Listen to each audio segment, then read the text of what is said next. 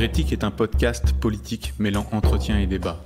Hérétique pour questionner les dogmes et les mythes. Hérétique parce que la politique n'est pas la religion. Hérétique parce que vouloir penser est toujours le début de la dissidence. Les militants du multiculturalisme, seconde partie. Et pour en revenir à Grybowski, vous parliez donc de cet autre organisme qu'il a créé, c'est Convivencia. Après avoir créé Coexister, Samuel Grybowski a lancé Convivencia Conseil avec son ami Victor Grèze. Il en est actuellement associé. Alors le créneau de Convivencia est un petit peu différent. C'est la gestion de la diversité religieuse dans les organisations privées, les entreprises, mais aussi publiques, les collectivités territoriales. Victor Grève se plaît à dire « Plus une entreprise recrute de profils diversifiés, plus elle est rentable et innovante, en particulier sur les marchés très concurrentiels. » Il le dit, mais il reprend les termes de McKinsey, qui a affirmé cette rentabilité nouvelle dans une étude intitulée « Why Diversity Matters », et qui inspire Convivencia Conseil dans ses relations avec les entreprises. Pour bien vivre ensemble la diversité dans l'entreprise, une solution, selon Convivencia, prendre conscience que la religion est une invitée dans l'entreprise et qu'il est important de travailler avec elle. Et donc, de promouvoir, dans le respect des différences, la tolérance à l'égard des croyances de chacun. Les convictions religieuses doivent pouvoir dans l'entreprise s'exprimer librement. Et Convivencia ajoute un argument massu pour les employeurs. Si elle est bien prise en compte, la diversité religieuse peut devenir un atout économique, innovation, qualité de vie au travail et même responsabilité sociale de l'entreprise. Donc c'est bingo pour les employeurs. Alors qu'en réalité, de ce qu'on voit dans la société française, les problèmes liés à la religion dans l'entreprise sont en train de se multiplier, en grande partie à plus de 70%, je crois, de la religion musulmane, à cause de questions de prière, à cause de questions de travail entre les hommes et les femmes, à cause de... donc on a plutôt en face d'un capitalisme qui se déréglerait plutôt qu'un capitalisme qui serait huilé grâce à l'introduction des religions. C'est assez paradoxal. Oui, mais les managers, les employeurs aujourd'hui sont tétanisés par les possibles risques d'accusation de discrimination. Oui, bien sûr. Et donc, pour éviter de se voir poursuivis, ils préfèrent, pour un certain nombre d'entre eux, pas tous, faire entrer la religion dans l'entreprise. Une sorte de paix des ménages. Bien sûr. Et Convivencia, qui a été créé donc avec Radia Bakouche, je crois, qui est membre du conseil d'orientation de la Fondation de l'Islam de France également. Elle a été créée avec Victor Grèze. Victor Grèze. Radia Bakouche est membre de l'équipe de direction. C'est ça. Et Convivencia notamment est à l'origine du guide de la laïcité pour les territoriaux qui a été publié par la Gazette des communes. C'est donc vous dire quelle est l'audience de ce guide de la laïcité. Sa légitimité. Sa légitimité. Il a aussi conseillé la ville de Chambéry dans la mise en place d'un conseil de la laïcité. Convivencia a fait l'étude préalable. La mise en place de ce conseil a attiré toute mon attention parce que l'un des collèges de ce conseil de la laïcité de Chambéry réunit les représentants de l'ensemble des religions présentes sur le territoire de la commune. Et donc, c'est une assemblée interreligieuse qui apporte sa voix à ce conseil de la laïcité mis en place par une collectivité territoriale. Et cerise sur le gâteau, pour le lancement du conseil de la laïcité de Chambéry, le maire a invité Valentine Zuber pour la conférence inaugurale. Voilà. Mais je m'arrête un petit peu sur le choix du terme convivencia. Absolument. C'est extrêmement habile de la part de Grèze et Grybowski, puisqu'on sait qu'en espagnol, convivir veut dire vivre ensemble. Et donc c'est ce terme de convivencia qui a été utilisé par les historiens de l'Espagne au XXe siècle et depuis lors extrêmement controversé. Il a été d'ailleurs abandonné par la plupart des historiens au XXIe siècle. Il évoque une période de l'histoire médiévale de l'Espagne pendant laquelle la coexistence entre musulmans, juifs et chrétiens se serait déroulée dans un état de relative paix confessionnelle et de tolérance religieuse. À l'Andalous. Voilà, absolument. Donc ce terme de convivencia entretient un lien étymologique aussi fort que trompeur, avec le concept politique positif, intégrateur de vivre ensemble. Alors que, on le sait, les notions de tolérance et d'intégration sont totalement étrangères à la pensée médiévale. Ces notions sont vues comme un risque d'affaiblissement de la foi de chacune des communautés qui se juxtaposent, qui vivent les unes à côté des autres, avec une suprématie de la religion musulmane et de la communauté musulmane, puisque les autres religions du livre, le christianisme et le judaïsme, sont certes protégées par les musulmans, mais sont considérées comme des dhimmis, c'est-à-dire des minorités asservies. Donc en fait, c'est soumis à un impôt, la jizya, avec des interdictions de pratiques, le code d'Omar, etc. Donc en fait, ce terme de convivencia, pour la plupart des gens qui l'entendent, est extrêmement positif. Alors que ça recouvre une réalité d'une part controversée et d'autre part beaucoup moins idéalisée qu'on peut le penser. Et assez inquiétante parce qu'on parle malgré tout de la domination de l'islam. Oui. C'est quand même un clin d'œil assez lourd, assez appuyé tout de même. Oui. En tout cas, pour moi, coexister et convivencia sont des armes de guerre contre la laïcité et pour la liberté de religion, à la fois à l'école et dans les entreprises, dans les collectivités territoriales. Ce sont des organisations qui ont un fort impact sur la société. Et Convivencia, qui a démarré relativement récemment, c'est-à-dire 2019, se voit ouvrir les portes de très nombreuses entreprises puisqu'ils gagnent des marchés pour la formation, pour définir des plans de mise en œuvre de la diversité religieuse au sein de l'entreprise. Par exemple, Total a passé un marché avec Convivencia. Donc, l'avenir appartient à Convivencia. Voilà, donc ce sont les deux principales créations de Samuel Grybowski. Et il a passé la main pour coexister. Il reste associé dans Convivencia, mais il est beaucoup moins actif qu'il ne l'a été par le passé. Notamment, parce qu'à partir de 2022, il s'est consacré à un objectif beaucoup plus large, où on voit les ambitions qu'il a derrière, qui est de participer à la campagne des présidentielles à travers la création de la primaire populaire. Et là, on entre dans le terrain de la politique. La grande politique. On n'est pas simplement dans le soft power et l'influence de la société civile et l'entrisme dans les institutions. Là, on est vraiment dans la proposition d'une alternative politique qui est porteuse d'un projet de société.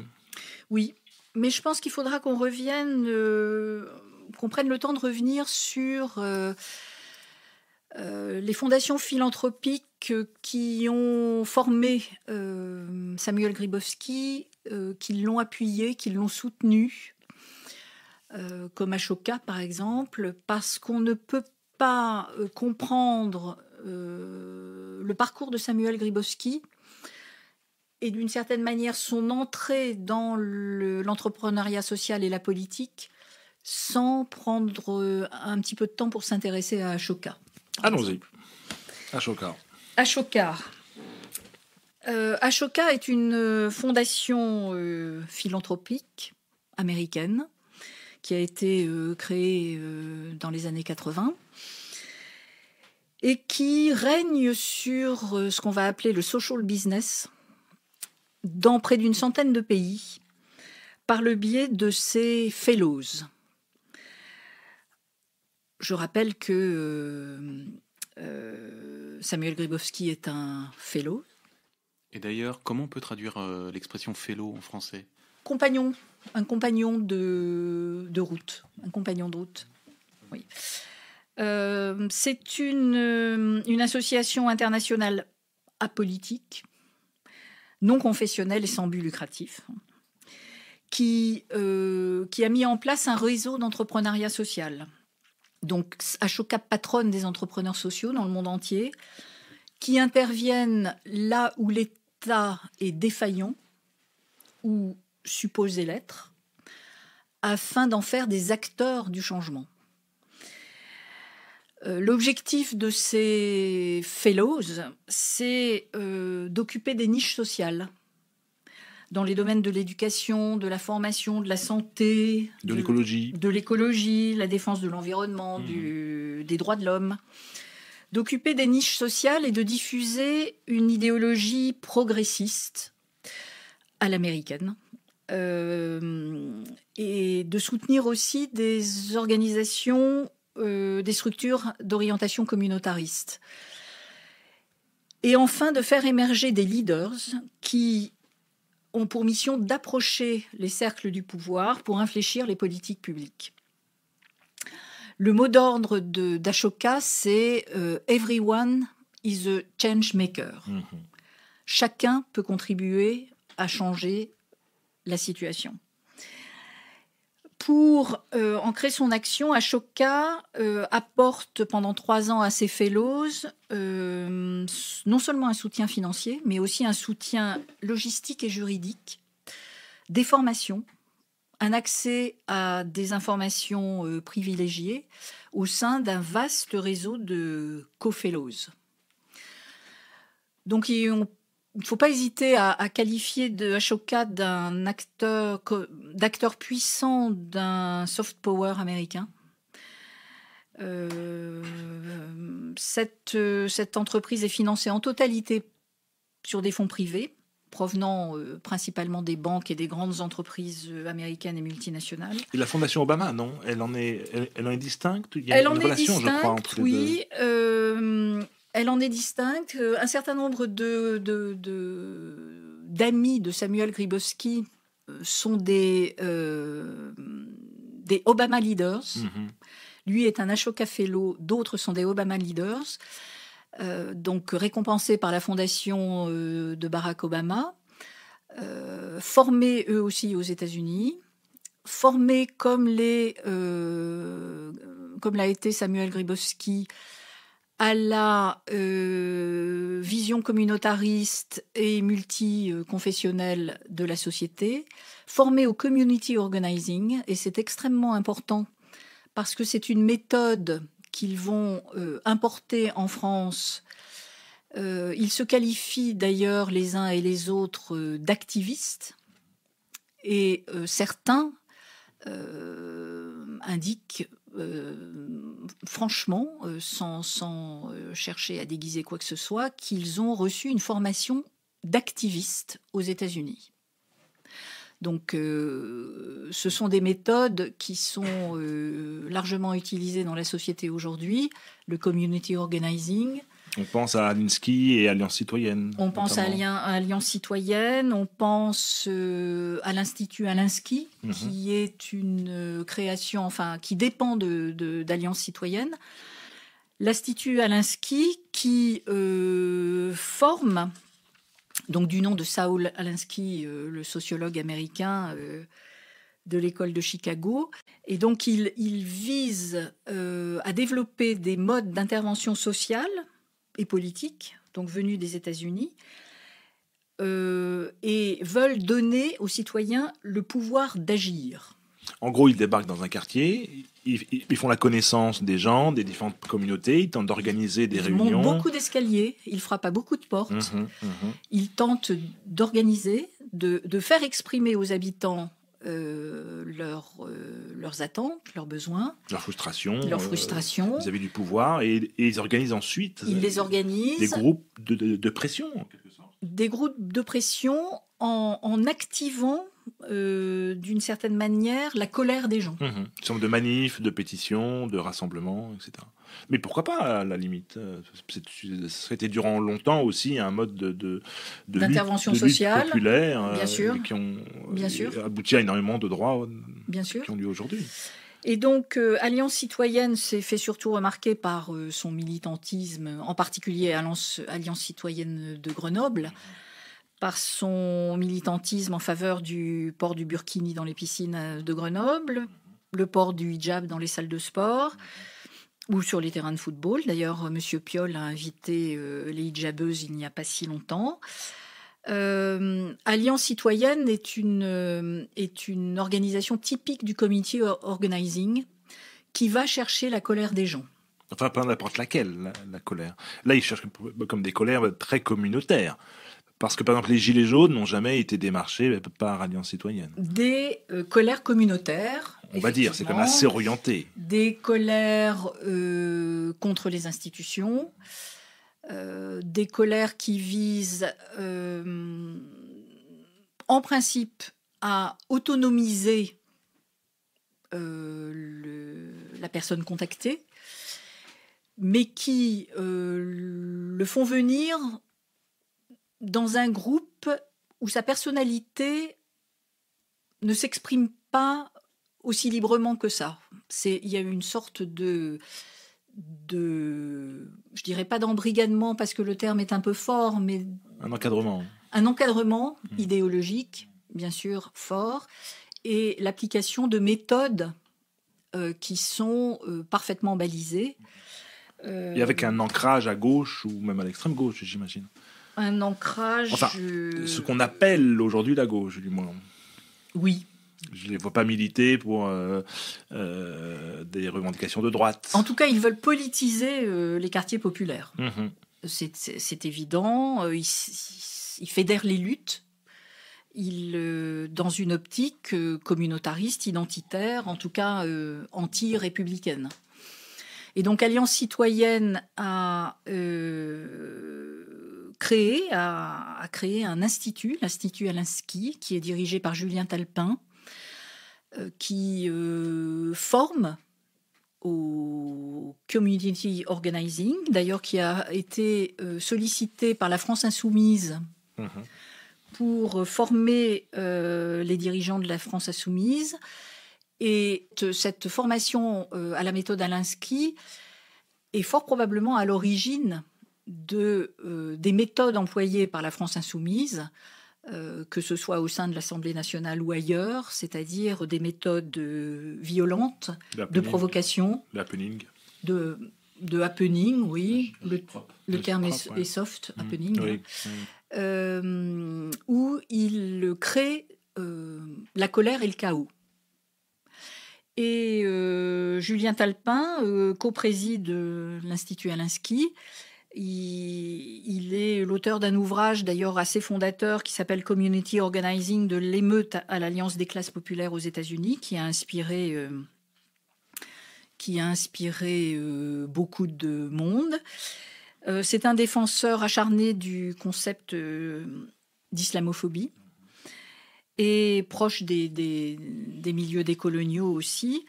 Il a écrit récemment un ouvrage dont la presse a parlé assez abondamment, dont le titre, je le retrouve, c'est « La France, tu l'aimes ou tu la quittes ?»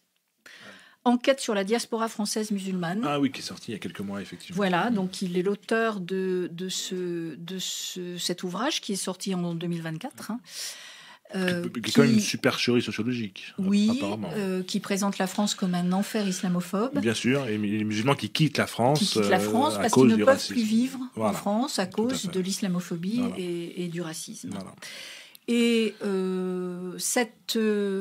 ces groupes de pression sont très finement analysés par Manuel Boucher, qui est professeur à l'université de Perpignan, qui vient de faire paraître un ouvrage aux éditions du Champ Social qui s'appelle « La nébuleuse du pouvoir d'agir ». L'empowerment des quartiers populaires à l'épreuve des pacificateurs et entrepreneurs de colère. Et c'est un ouvrage très précieux parce qu'il est parfaitement documenté et qui essaye de typologiser les méthodes d'organisation des quartiers populaires et d'accompagnement social du plus traditionnel par des intervenants qu'il appelle les planistes, aux plus radicaux, par le biais d'intervenants qu'il nomme les multiculturalistes et les identitaristes. Cet ouvrage explore un champ social qui n'a pas été couvert jusqu'à maintenant, et c'est extrêmement intéressant dans le contexte que nous connaissons aujourd'hui. Et c'est tous ces mouvements-là qui, pour vous, ont été le prélude de la primaire populaire, justement. Oui, absolument. Absolument.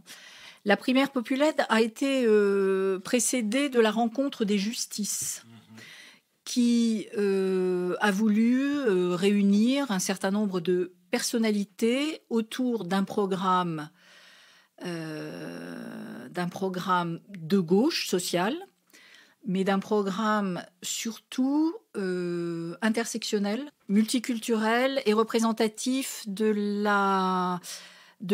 l'idéologie woke. Et beaucoup étaient à Ashoka, appartenaient justement. Un certain nombre d'entre eux appartenaient à Ashoka, absolument, ou à d'autres réseaux américains. Parmi les compagnons de route de Samuel Grybowski, on peut citer par exemple Alice Barbe, Obama Leader, qui a fondé l'organisation Singa, qui est un pur produit de la stratégie d'influence des États-Unis, comme d'autres. Dont Benoît Hamon a été président. Oui, quand Alice Barbe a quitté Singa pour fonder l'Académie des futurs leaders, elle a confié Singa à Benoît Hamon. Donc a été le candidat du PS aux élections présidentielles 2020. Voilà. Benoît Hamon a quitté Singa lui-même cette année puisqu'il est devenu président de ESS France, c'est-à-dire l'organisme qui regroupe l'ensemble des entreprises sociales et solidaires. En gros, le MEDEF green et social. C'est ça. Et cette Académie des futurs leaders d'Alice Barbe est très intéressante parce qu'elle a pour but d'accompagner les personnalités issues de la société civile dans leur engagement politique pour 2027 et de former les élus progressistes de demain. C'est une académie qui est très liée à un certain nombre de milieux américains, qui est financée par des organisations philanthropiques, dont par exemple l'Open Society de George Soros, et la fondation Lund, qui est une association suisse partenaire d'Ashoka aussi. D'où un engagement aussi pour l'immigration qui n'est jamais démenti. En tout cas, par Alice Barbe, non. Singa était une organisation qui voulait créer les meilleures conditions possibles pour l'accueil des réfugiés en France. Il y a d'autres noms qu'on pourrait citer, comme celui de Sarah Durieux ou de Lumière Lapré, qui ont aussi été formés aux États-Unis, aussi formés au community organizing et qui ont été très actifs dans les rencontres de justice, puis la primaire populaire. dont le principe était de faire émerger une candidature unique voilà, pour la présidentielle à gauche pour la présidentielle de 2022. Hors des partis, hors du jeu des partis, en disant, en renversant la table en quelque sorte, le but était de présenter un outsider qui représente le peuple et les intérêts populaires. Un outsider, pas obligatoirement, mais la demande devait venir de la base, d'où la sollicitation des citoyens de participer à cette primaire populaire pour désigner le candidat unique de la gauche en 2022. Alors ça a été un peu catastrophique. Ça a été un petit peu du grand guignol. Puisqu'il y avait un certain nombre de candidats que l'on a voulu associer qui ne voulaient pas être associés, d'autres candidats qui ont été exclus, oui. Finalement, les organisateurs de la primaire populaire ont désigné Christiane Taubira comme étant la candidate unique de la gauche en 2022. Dont la candidature n'a pas fait l'unanimité et qui s'est retiré de la course à la présidentielle. Dans les faits, tout le processus a été ponctué d'irrégularités assez crasses, d'une néo-bureaucratie en quelque sorte, et ça a fini en autre boudin, la primaire populaire. Oui, ça a fini de manière un petit peu caricaturale, avec une implosion de l'équipe.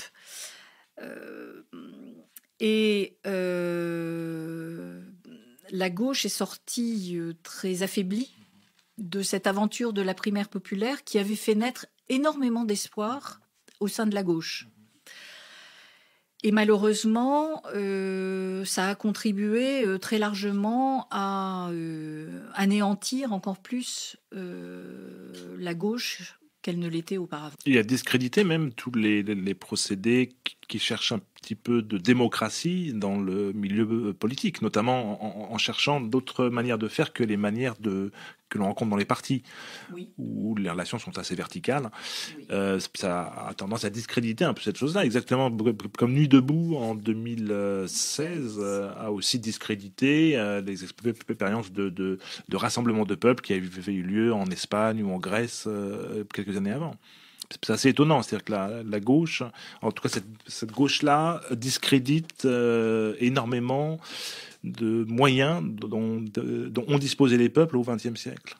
C'est assez étonnant. Oui. Je suis moi-même attachée à la démocratie représentative. Je crois en la représentation du peuple à travers ses élus. La démocratie participative, qui émerge depuis un certain nombre d'années, ou la démocratie d'interpellation, je ne vois pas aujourd'hui comment combiner ces deux formes de démocratie dans la forme républicaine en France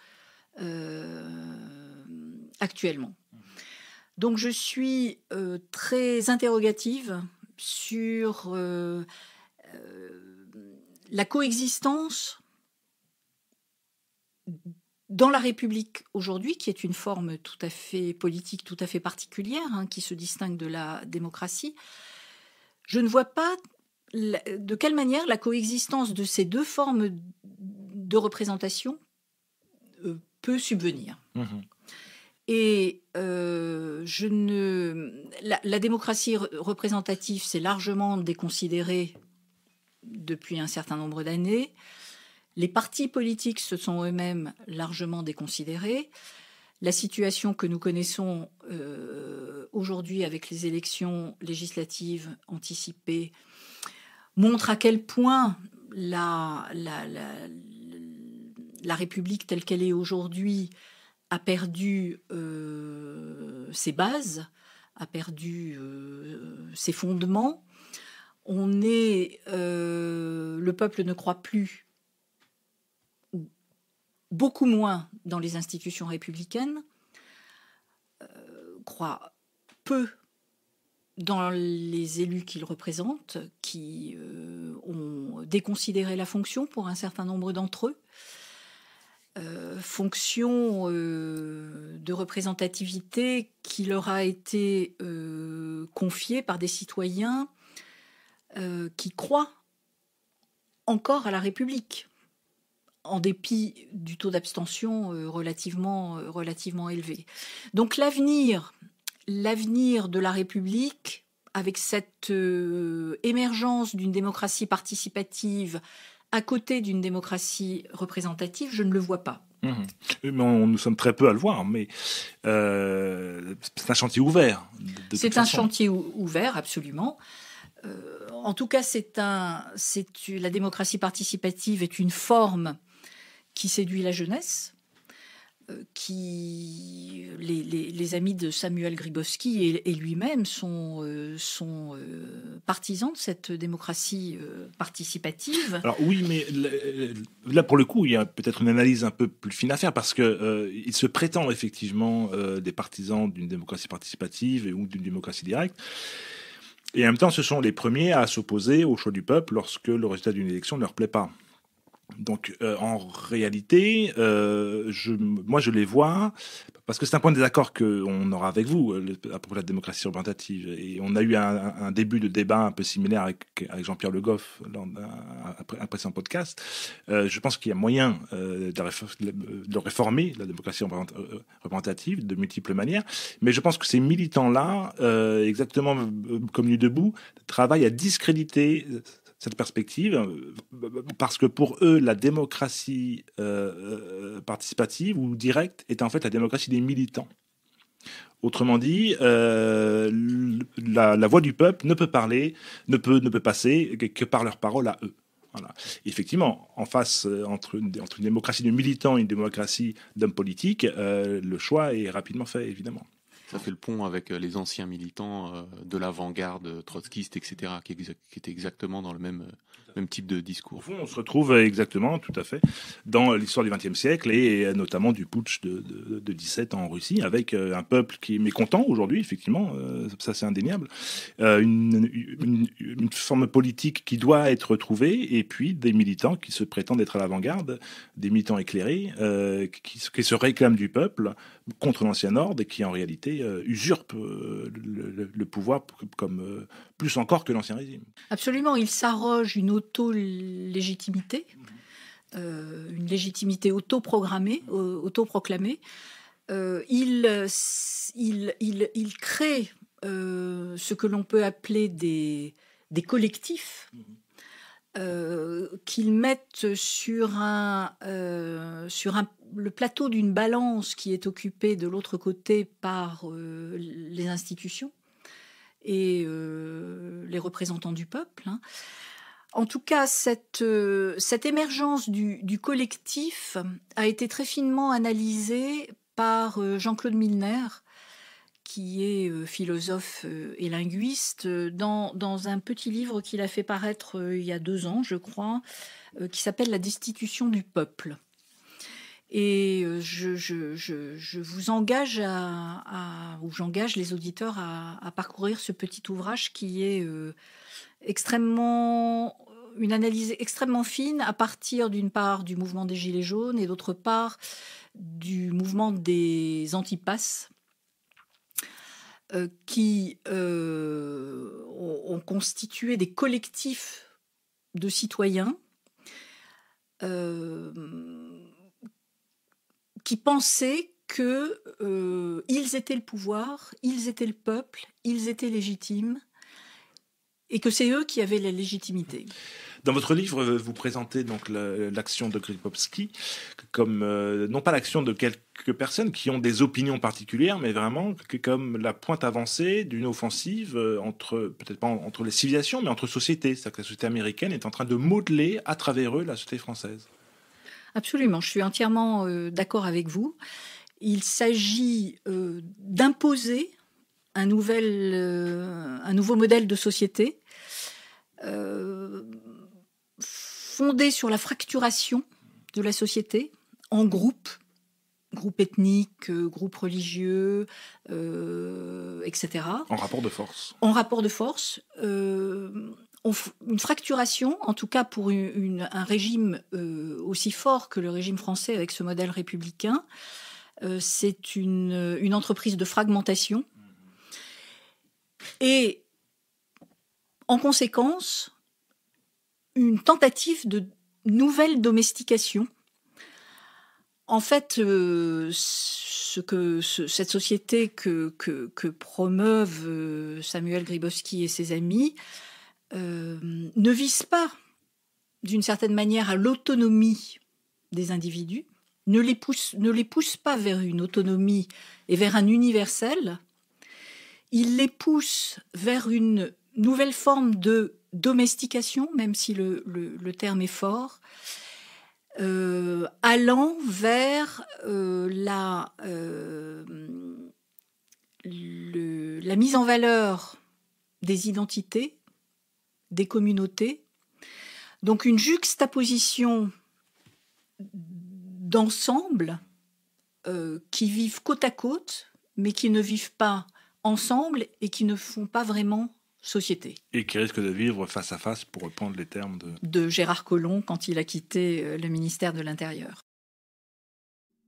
Vous venez d'entendre la dernière partie de l'entretien Les militants du multiculturalisme avec Aline Girard. Rendez-vous dans 15 jours pour un prochain entretien.